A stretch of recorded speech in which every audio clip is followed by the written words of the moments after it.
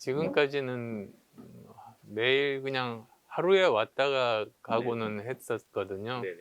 근데 그러다 보니까 충분히 깊은 이야기들을 나누기가 힘들어서 지금 굉장히 어려운 시국 아닙니까? 코로나19도 있고 그다음에 특히 대구 경북이 경제적으로 낙후가 되고 갈수록 더 나빠져서 이런 민생 문제들 제대로 좀 이야기를 들으러 왔습니다. 어 전체로 보면 사실 저는 국민 통합과 관련된 네네. 그런 일정들을 하고 있어요. 네. 서울에서 먼저 박근혜 이명박 대통령 네. 그 형 집행 네네. 정지 요구한 것도 사실은 국민 통합을 위해서, 그리고 사면에 대해서는 다음 대통령이 대통령 결단하고 국민적 공감대 형성해서 하면 되는 것 아니겠습니까? 네. 그러니까 뭐 그렇게 대통령한테 큰 부담을 주는 것도 아니고 이 정도는 해 줘야 되는 게 당연한 것 아닌가. 국민 통합을 정말로 바란다면 그렇게 요구를 했죠. 답은 없지만. 그다음에 또 오늘 전태일 네네. 열사도 어 전태일 열사가, 그러니까 민주노총은 전태일 열사의 후예가 아닌 거죠. 음. 전태일 열사의 후예들은 지금 직업 없는 청년들, 비정규직들, 소상공인들이거든요. 근데 이번 정부의 노동 정책이라는 게 기득권 노동자들의 기득권을 강화해 주는 형태로 일부 대기업 노조들 위주의 그런 노동 정책 아닙니까?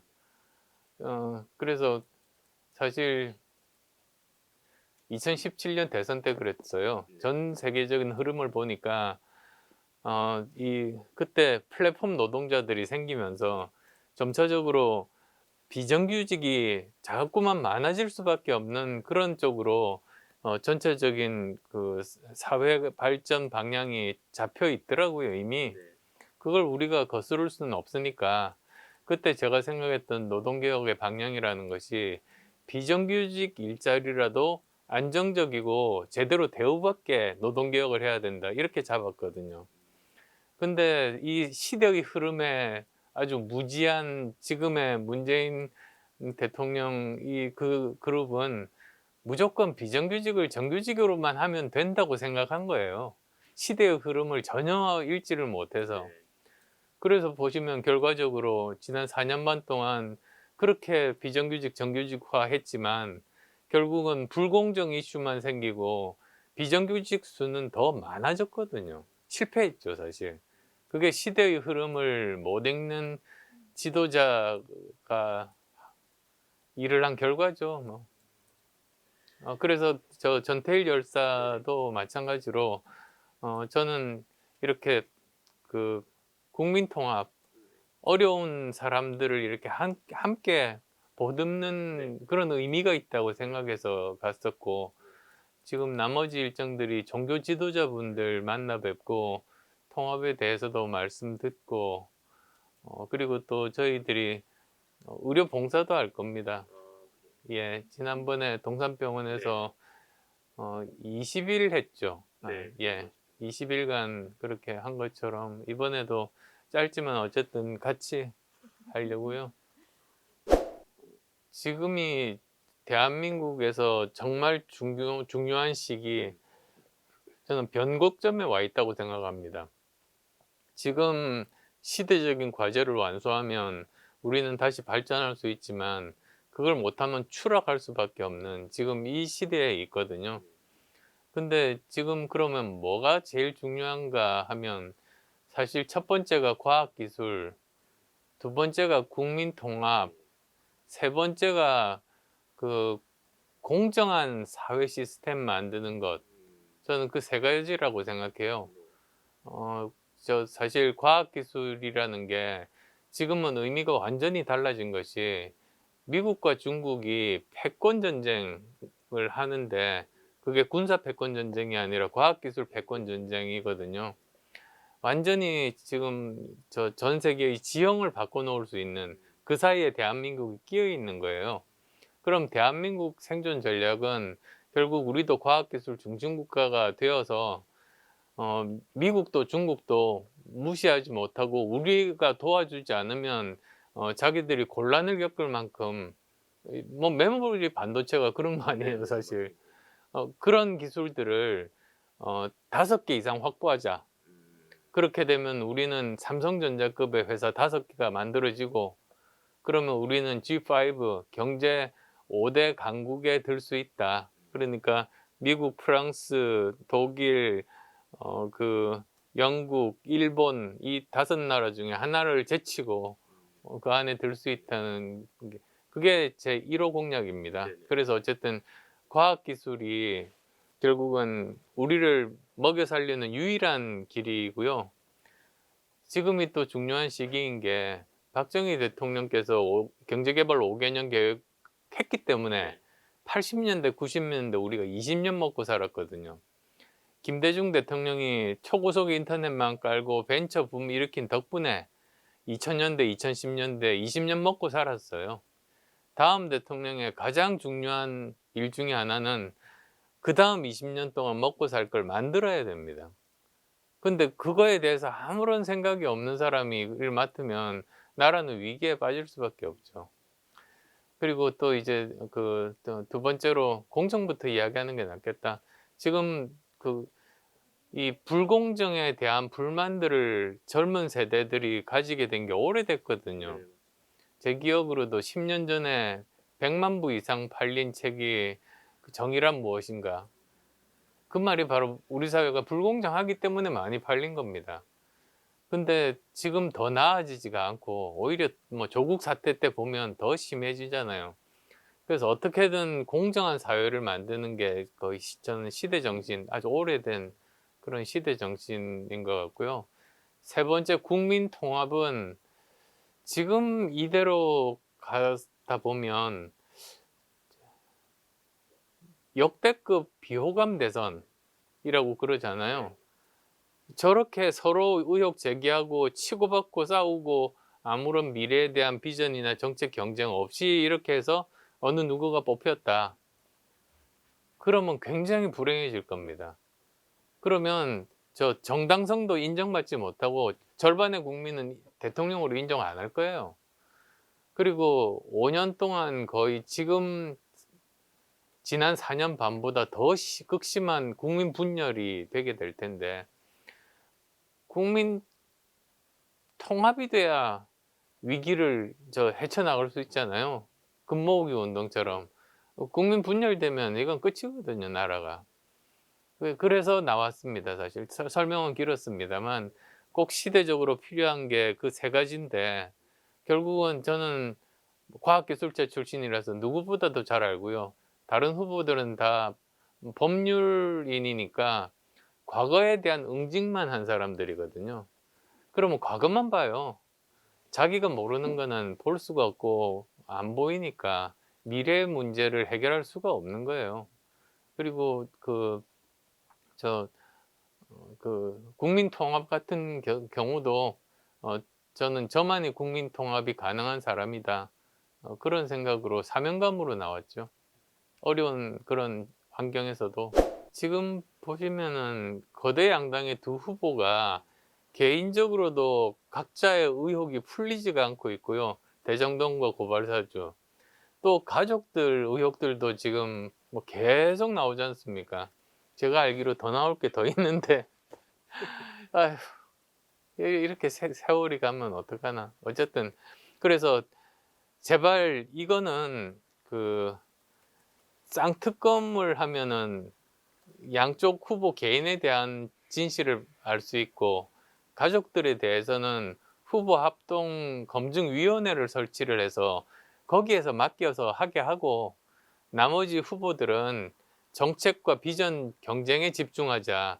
지금 대한민국이 위기 상황이고 이런 전 세계적인 과학기술 패권 전쟁 하에서 생존 전략과 미래 먹거리에 대한 것을 화두에 놓고 그걸로 경쟁을 해야 되지.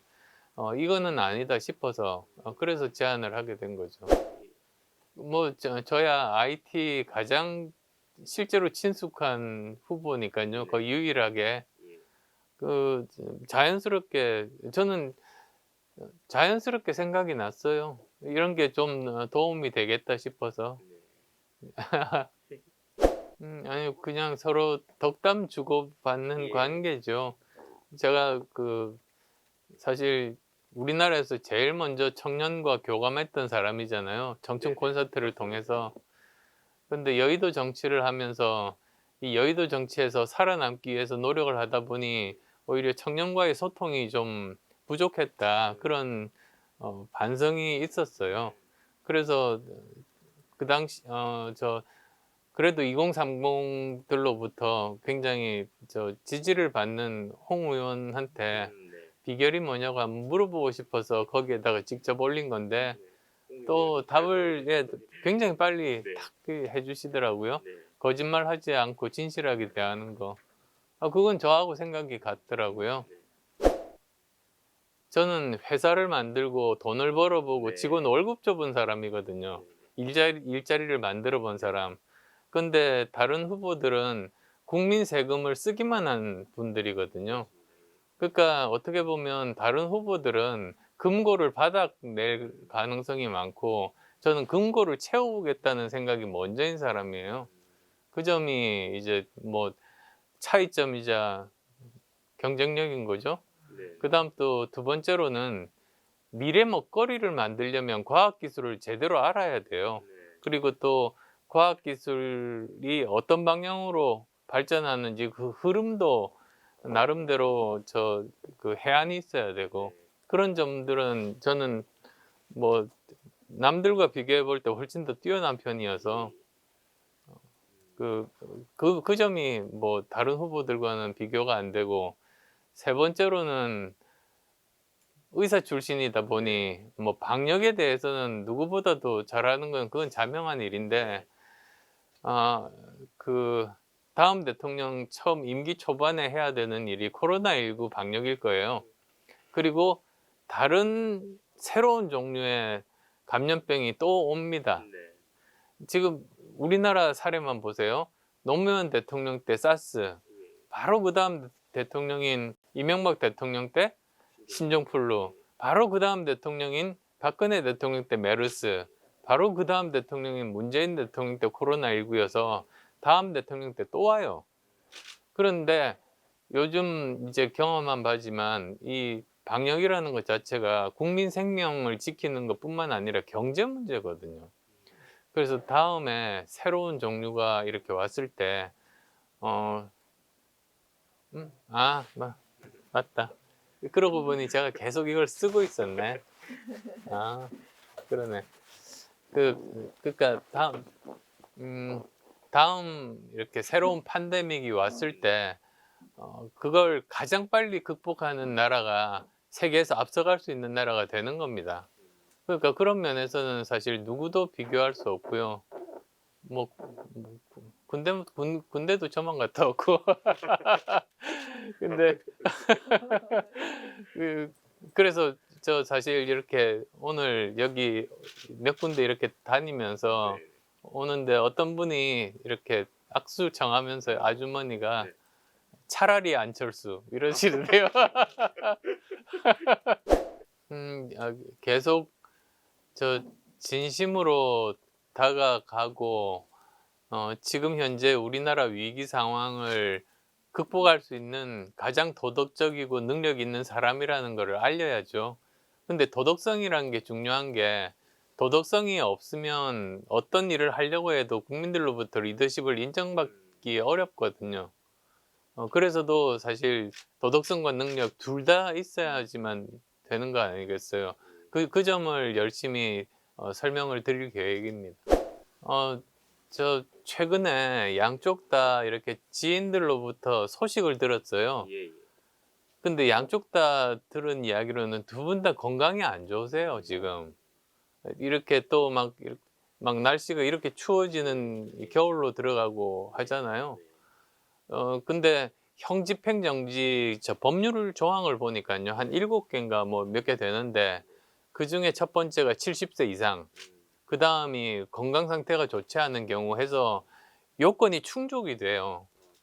예. 그래서 기왕이면은 크리스마스 전에 이렇게 그 형집행 정지를 하면 그래도 부인 김윤옥 여사하고 이명박 대통령이 같이 소망교회 예배를 볼 수가 있게 되는 거고요. 그다음에 또 박근혜 전 대통령 같은 경우도 조카들하고 성탄절을 보낼 수 있잖아요. 그게 저는 그런 모습들을 보면 사람들이 지금까지 이렇게 갈라져서 막 서로 막 원한이 있는 것보다 좀 더 약간 마음이 누그러지는 국민 통합을 위한 저는 좋은 일이라고 생각하거든요. 혹시 그럼 현실적으로 그 형집행정지나 사면 뭐 이런 관련해서 가능성은 어느 정도로 보십니까? 저는 이게 어려운 일은 아니거든요, 사실 기본적으로. 그래서 저는 대통령이 결심만 하면 되는 일인데 거기에 대해서 저 대변인한테 청와대 대변인한테 기자분들이 당연히 물어보지 않겠어요? 그래 놓으니까 뭐 사면에 대해서 고려하지 않고 있다고 엉뚱하게 동문서답을 했어요. 제가 사면 이야기를 한 게 아닌데 아마 곤란했나 봐요. 네. 그럴 때 또 기자분이 사면이 아니라 형집행정지라고 물어봤어야죠. 진짜 아이고. 예, 뭐 당연히 저는 제일 중요한 것 중에 하나가 그 대구 경북 신공항, 네. 그다음에 또 그 신기술 단지 만드는 것, 그런 것들이 중요하다고 생각하고요. 네. 하나 더 덧붙이자면 그 광역 경제권을 만드는 일이에요. 지금 부울경이 이렇게 광역 경제권 메가시티를 만들려고 하잖아요. 보면은 학자들 이야기가 인구 500만 이상이 되는 그런 경제권이면 그때부터 자생적으로 활발하게 경제 활동이 일어날 수 있는 규모래요. 근데 부울경을 다 합하면 한 800만 돼요. 그러니까 거기는 뭐 충분히 가능한 거라서 제일 먼저 시행하는데, 저는 대구 경북도 이 저 뭡니까 광역 경제권을 이루고 또 거기에 필요한 인프라가 있어요. 부울경만 하더라도 이게 광역 경제권이 되기 위해서는 필요한 그 철도 내지는 도로가 이렇게 필요한 데가 있습니다. 딱 그 핵심에 이렇게 세 군데 접경해서 서로 할 수 있는, 그러니까 그런 것들도 필요한데 결국 요즘 보면은 물류라는 게 옛날에 배로 했지만 요즘은 항공 물류가 중요하거든요. 저는 그래서 아주 신기술 단지가 이렇게 대구 경북 쪽에 만들어지고 이제 새롭게 건설되는 그 대구 경북 쪽의 신공항이, 저는 여객 수송도 하겠지만 저는 물류로서 굉장히 중요한 역할을 하면 좋겠다. 그러면 그게 지역이 발전할 수 있는 길이거든요. 그러니까 제가 들은 바로는 지금 K2 쪽을 어 거기를 개발해서 번 돈으로 이제 새로운 곳을 충당한다고 했었잖아요. 근데 어떤 식으로 개발하느냐. 그래서 지금 공원으로 만들 수는 없을 것 같고요. 그러면 개발 비용이 안 나오니까 뭐 아파트 이야기도 있고 아니면 또 새로운 뭐 신기술 공단 이런 이야기들도 지금 서로 나오는 걸로 알고 있거든요. 근데 뭐 어디가 됐든 어쨌든 제대로 부가가치를 만들 수 있는 쪽으로 이제 K2 그 부지는 써야죠. 그다음에 그 돈이 저 신공항을 건설하는데 좀 모자라면 저는 그거는 국비로 줘야 된다고 생각해요.